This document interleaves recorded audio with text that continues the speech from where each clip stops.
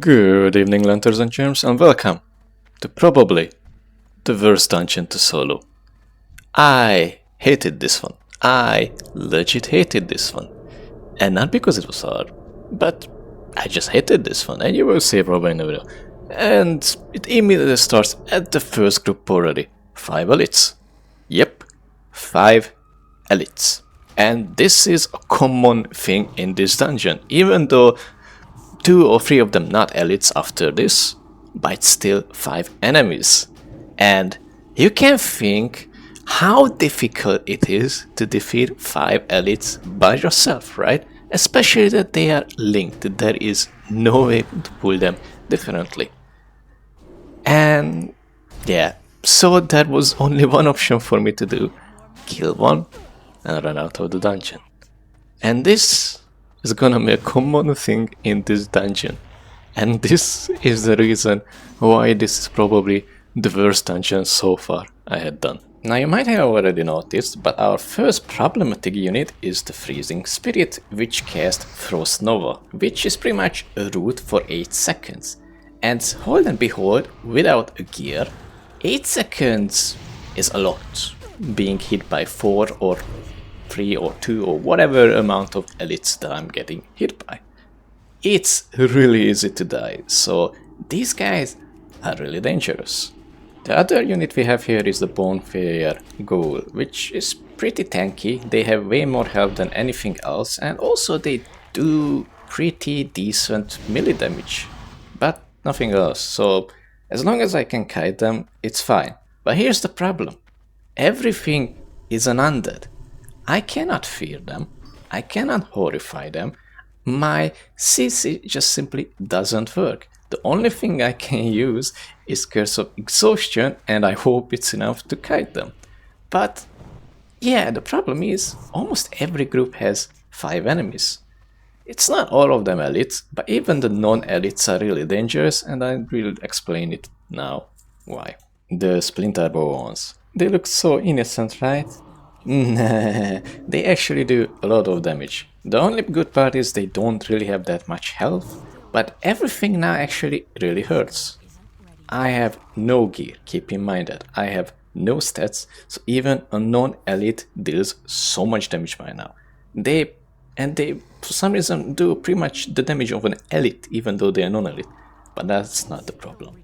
The ability they have Thunderclap.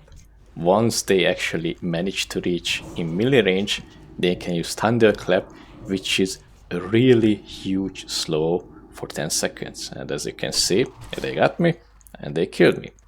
Now, it was fully on a skill issue because my mind was on the lag. If you remember in Cathedral, I was lagging at the last boss, and that lag continued.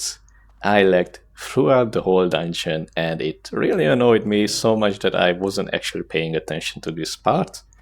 I let my pet die without sacrificing, and yeah, that's pretty much the reason I messed up. The pet death was just unexpected for me, and they killed me. It's totally my fault, but don't worry, after this dungeon I kind of fixed the lag, but this dungeon I had to go through with lag, which is the third reason why it was the worst dungeon I did, even though it wasn't the dungeon's fault, but my Wi-Fi adapter, so yeah.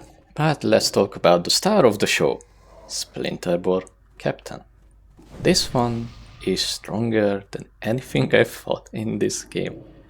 Every boss compared to this one enemy is they are just trivial.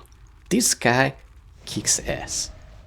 I don't know what exactly, even now I'm rewatching the clip, but this guy give me so much trouble. It's pretty much just the damage he does. He does so much damage and he stuns. So of course I don't want him to get me, because getting stunned is pretty much just a death sentence at this level. But the damage he does, it just destroys my pet so quick. Even if I'm just fighting one, as you can see, he deals so much damage. This guy is just a menace. I never fought anything this strong so far, and I'm not joking. Just watching back any boss, nothing did this much damage as this guy. This was ridiculous, but the only lucky part in this part there is only 3 captains throughout the whole dungeon, and this was one of them. But I won't be this lucky with the other 2 because the other 2 is actually have other enemies with him, so he won't be by himself. Well, this is my strategy. Kill 1 enemy, run out of the dungeon, eat, drink, go in, kill 1 enemy, run out of the dungeon. Even if it takes 10 minutes to kill a group, it works. For now. That's the problem. It just works for now. As you can think, I'm advancing in the dungeon, which means the exit's gonna be further and further away. Which means later on, it's not gonna be possible to run out. They will catch up to me. They are faster than me. Or just simply, even if I manage to exit, instead of killing a group in 10 minutes, it's gonna be 12, later 14, later 16, since I have to run more. If a group takes this much time to kill, you can get the point that respawn will eventually happen and block my path to exit. This cannot continue forever, which means I have to find something new. Well, my first thought is to find an evade spot, since if I find an evade spot, it's technically like going out of the dungeon and resets. And I jumped everywhere, and probably this was the only part that kinda looked like the evade spot, so that was my thing that I wanna try if it's an evade spot, because if it's not, I'm in actually a huge trouble, since the dungeon is pretty far away now, like really far. I would say like 90 seconds of walking far away. Now, there is a lot of bosses in this dungeon, but I only care about the last boss, so we actually only gonna kill 2 bosses. And the first one is Glutton.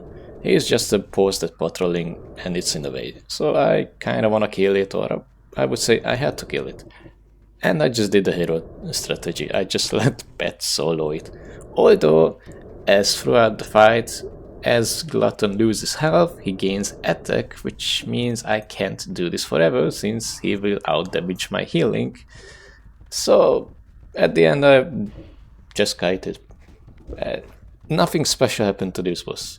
And I'm just gonna tell you now, the bosses is pretty much the easy part in this dungeon. They are just a joke compared to killing 5 elites every time. So, yeah, first boss down, that's it. Cool. Now, once the boss wasn't in my way, I jumped more and I found this place, which I could just jump up and be on a thorn. I don't exactly know what this is, but this looked like an evade spot, especially that my pet snapped, which means I have a chance. So I tried it out. Now, I did struggle because actually jumping up here is not easy. It takes some time and precision jumping, but I finally got up. And they can also get up, which means this is not an evade spot. And my plan has been ruined, and back to step 1 of finding something that can actually help me instead of running out of the dungeon, because as you can see, I am running out of the dungeon, and you can see how long it takes to just get out of the dungeon. Yeah, I'm in a problem. Now I'm actually losing hope, and keep in mind that I am still lagging throughout the whole dungeon, and because of the annoyance it gives me, and trust me, I don't get usually annoyed or mad, but lag is one of the things that actually annoys me. I was losing hope and I was thinking about giving up, especially that, as you can see, there are patrols, and we all know how patrols work. If you kill one, they probably respawn in half an hour. And obviously I try to dodge them since I don't have time to fight, because I have to think about the respawn if I have to always run out of the dungeon. But if I run out of the dungeon and the patrol is on the wrong way, I'm just gonna pull them and they most likely gonna kill me. Especially that patrols all contains or freezing spirit or that blue skeleton which just frostbolts you, which is obviously a slow. Now I'm here almost an hour and I made no progress, so I was desperate to find anything that can help me. And one thing I found is, if I manage to move away so far away that they despawn or I despawn for them, like a fog of war thing, they actually don't follow anymore. And yeah, it's like running out of the dungeon without running out of the dungeon. And also it saves me a soul shard since my pet actually doesn't die. I finally found something, but it wasn't consistent. Sometimes they actually kept following me. It just wasn't consistent. It still needed me to run out of the dungeon some time to time, which means this is not a good solution, especially if respawn's actually gonna happen.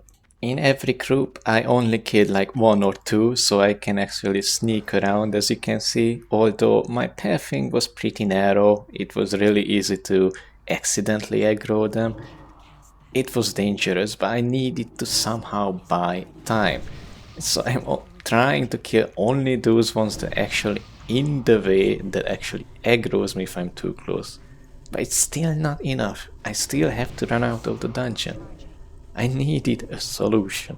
So once I reached a hut, I tried to climb up, find any evade spot with a ghoul so I can actually see if it's an evade spot. And I didn't find an evade spot, but I found something else. This hut is weird because it only has one pathing up, which means I can kinda use it as a dead mine spot. I found finally something that could help me. Even though it wasn't the greatest, most of the time I was LOSing and I couldn't actually hurt them, but still, it was something called infinite kiting, and I had an option instead of running out of the dungeon. But it wasn't free. It was actually still extremely difficult. First thing first, you remember freezing spirits. If they root me, I'm still dead. Thunderclap, still a noise, and there are frostbolt caster skeletons that if they actually attack me, they could probably kill me. It wasn't free, especially usually it was 5 enemies at once, and you know, 5 enemies, you can kite them, yeah, but they will separate, which means like 2 will be downstairs and 2 will be upstairs, so no matter where you are, they will actually hit you. And if you screw up, there is no other choice but to die. There is no evade spot, you cannot run out of the dungeon in time if you're in trouble, especially that most likely respawns are getting close. It was a death sentence. And if I die, of course I have to kill all the respawns if it started happening. It wasn't a good solution. It was really dangerous. But I had nothing. I had to use this because I had nothing else I could use. But that's not all. Let's talk about the important problems. What if my pet dies? If my pet dies, it means I have no mana regeneration, since all my mana that I get is from my pet with Dark Pact. And yeah, sometimes my pet actually died. And the other problem is the petrels, as I mentioned. There are multiple petrels that are moving here, and they are close. If I do that kiting when the petrol is here, they will aggro the petrol. I had so many problems with this spot, but once again, I had nothing else I could have done, so I just had to play it. Not perfectly, you can see I'm not playing it perfectly, but still good enough so I don't die, because if I die, I have to reset I have to reset pretty much, since the respawn most likely already happened in this dungeon. I just had to play it almost perfectly. And you can see in this fight, this was pretty much one of my closest calls. I had to let them hit me so I don't aggro the petrol, and because my pet died. But I'm starting to have the same problem. That spot is getting further and further away and I have to run back a lot. And there were other huts in the way, but they weren't the same. They could actually climb up pretty easily from every side, which means I always had to go back to the hut, and since there are multiple petrols that are actually walking there, it was still dangerous. Later on, I did kill the petrol because I had no chance if they aggroed by accident, and even if they respawn quick, I needed that safety pretty much so I don't die, especially that I have to run a long way back to the hut now since it's kind of far away. Now I will cut out the other parts. It took me so long to clear out, and I'm almost here in the dungeon in 2 hours, and everything was the same, jumping in the hut. Until we meet our second captain. I already messed up since my pet suffering resisted, which means, yeah, the captain is first chasing me. And the damage it does, you can see how incredibly high. Like, he just tapped me and half of my health is gone. But that was something weird. If you notice, they just evaded and come back to fight. And even though it was trying back to kite it back to the hut, later on I realized I could have just jumped down, but it doesn't matter. I'm trying my best, although they're slow and everything, and almost killed me. But here comes a new problem. They evaded once again, but this time they just vanished as well. And this is actually a problem you will see later on. Now first I just try to dot every non-elite enemies, which is everything but the captain, and once it was done I jumped down and they did not follow, which means the path was too far away for me to follow, and which means they just evaded and reset the fight. So this will not work. I actually can't jump down unless I just wanna reset, but if I wanna kill them I cannot jump down. So my second choice, nuke one down and jump down. But it was actually really close to not happening, since, as I said, Captain's damage is stupidly, insanely big. Like, I'm not joking, I almost couldn't kill a non-elite before they actually killed my pet. That damage is insane what the Captain does. Now once only 2 non-elites left, I started to have a problem. And it's the previous one that I already talked about. I obviously wanted to kill both of them, while my pet tanks the captain, since he probably can survive until the 2, but the previous problem came back. Evade. For no reason. Which means every dot and removed from my enemies and they healed up. I don't know why. I still don't know why. Rewatching it, everything, I have no idea why this happened, but it annoyed me, especially it wasn't happening once or twice or 3 times, it kept happening a lot.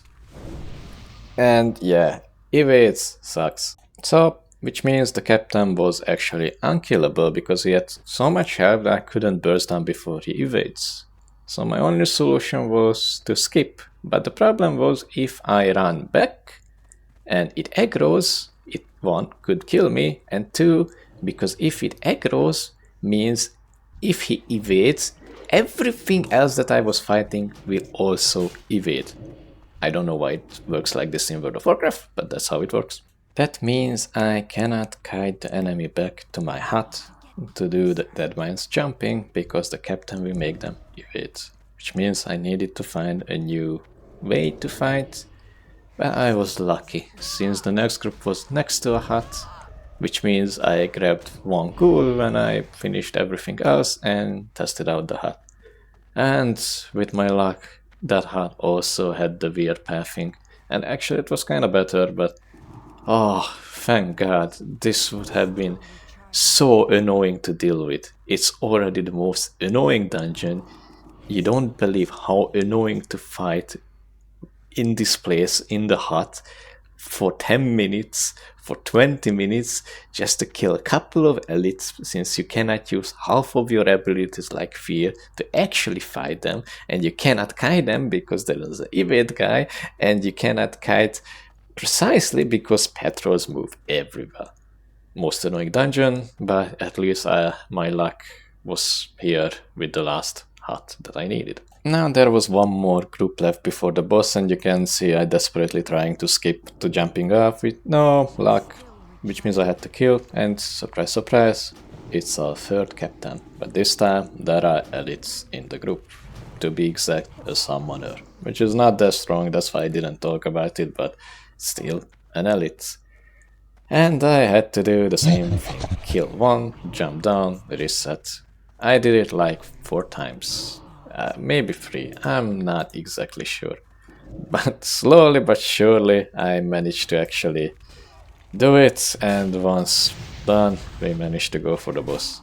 That group also took like 10 minutes to do, by the way. Yeah, every group took so long to kill. And just think about it. I killed like, I would say around 20 groups. I'm joking. There are 20 groups at least to kill. Maybe around that. I'm not exact. I'm not gonna count that, even in the editing. You can think how much elites that I had to kill and how much reset and how long it took. Now think about that you have to also do running out to the dungeon, jumping in the huts and stuff like that. You can just realize or think about it why I think this dungeon was the most annoying dungeon. And on top it off, I was lagging a lot, so yeah, fun. Now all that left is to somehow defeat the boss, which is not easy boss to be honest. So the first thing I did is obviously jumping around and the nut hut because there is no way I can 1v1 the boss. But this time a savior came. A savior that called Cracker. That showed me the way, that showed me the solo, the boss. He showed me the passage, the path, how this hut work. I didn't need a ghoul for this time, but Cracker. And thanks to him, I can actually try the boss. But it was still a difficult fight, especially that he summons enemies, and he is a caster. And also he has a Frost Nova, so if he actually gets me, I'm rooted, and yeah, you can think about it. So, here's the fight, you can watch it. But as I said, the boss is probably the easier part of this dungeon. The trash was just insanely annoying. Anyway, watch, and maybe learn.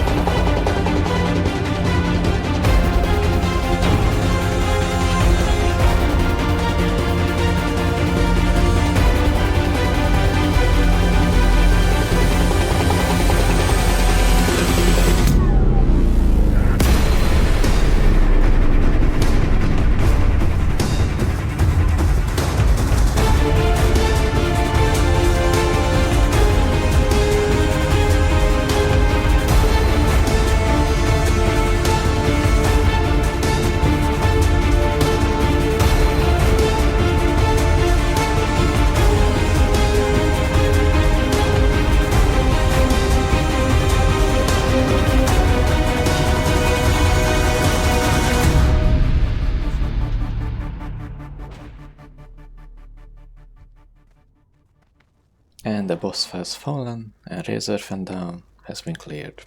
With one death, which was easily avoidable, but still one death. Well, thank you for watching, and I guess see you in the next dungeon. I'm just gonna let my past self talk about how it felt.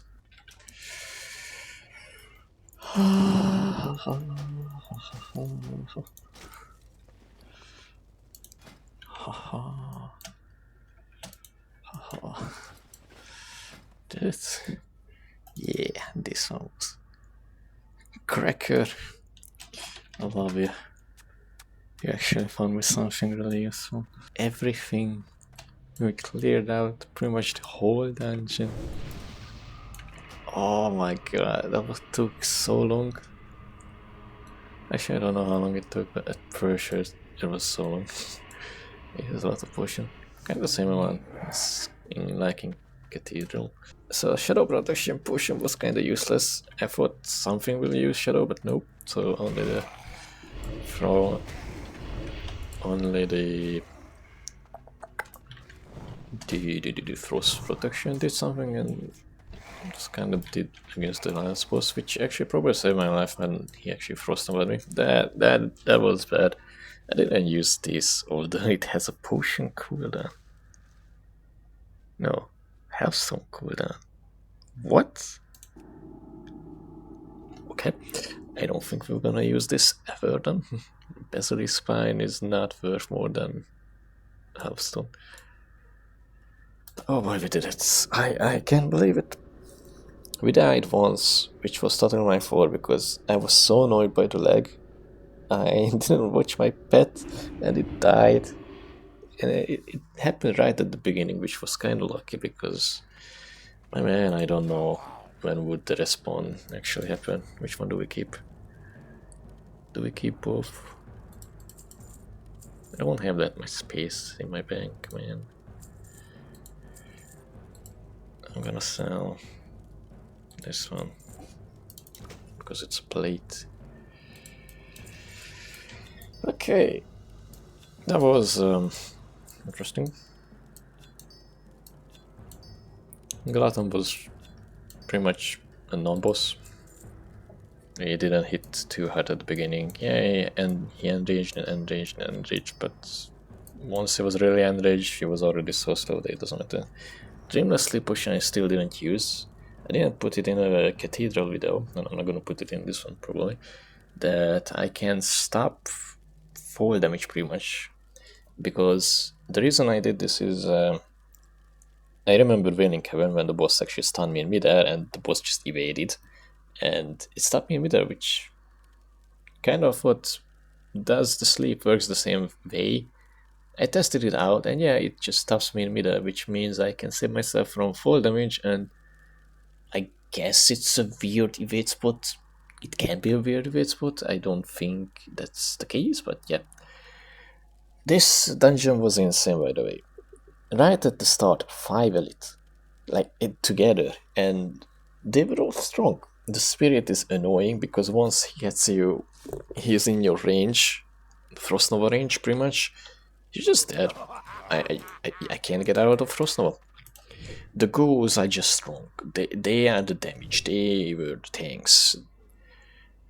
And yeah, that's the two thing. Oh no, that was a summoner too. Summoner is nothing, to be honest. That was the weakest one, to be honest. Other than that, there was like a Frostbolt mage skeleton, which once again, nothing special, but the ghouls and the spirits were really annoying, and making them stack like 2, 3, 4, 5 is just holy hell. I couldn't feel, all of them were undead. My only kiting tool was Curse of Exhaustion, which was really handy. I might actually need to put one more talent on this, but I do wanna reach Fell Domination as soon as possible. The whole dungeon was actually nerve-wracking because I was so scared every time when I die, and there was no evade spot once again, which was real bad. I need to buy this. I have no words, pretty much. It's this was insane.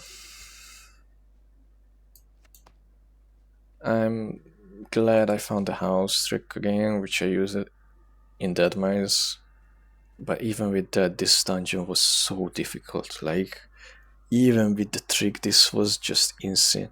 The boss itself, actually, the boss itself was kind of hard too, because the Frost Nova aspect and the summoning part is tough. The summoned ones hit hard, and the Frost Nova is just pretty much death. The boss was kind of tough, but luckily Cracker found a really good dead mine spot there. Because I was thinking about pulling them back to a hut, before I checked that huge building. But this was so much better, like holy hell. I don't know if the small building would have been enough because since it's a caster, you know. And it dealt damage whenever it targeted my succubus, and also, why did he kill my succubus? I don't know, probably because he did more damage, she did more damage than I did. The frostball really hurts, like, it's almost one shot. It was brutal. The whole dungeon was really hard, actually. This one, probably I'm gonna say the hardest dungeon.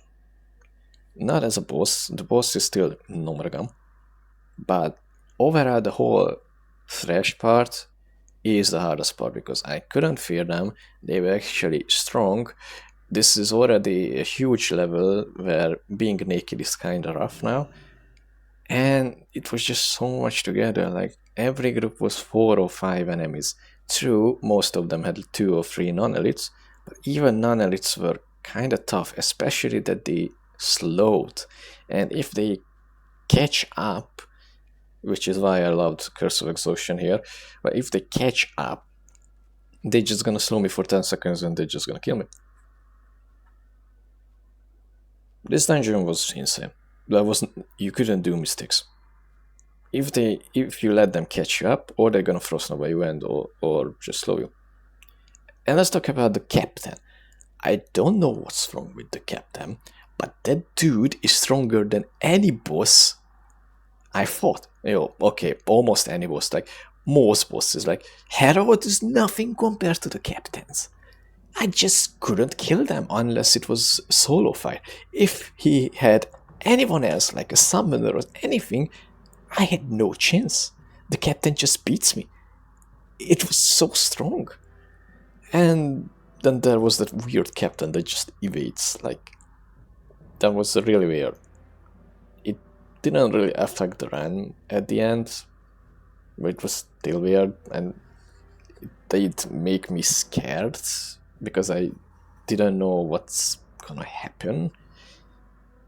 Because I couldn't control it when he actually evades. It just whenever he felt like it. It wasn't a time base. It's not like, oh, I'm gonna evade after 10 seconds. No, sometimes it was 3 seconds. Sometimes it was 2 minutes. Okay, 2 minutes not bad. A minute, I would say. Because if it would be 2 minutes, I would have been able to kill it. But there was no moment where I could. I'm gonna sell this. Push, I'm gonna keep. Anyway, this dungeon is rough. We have it though.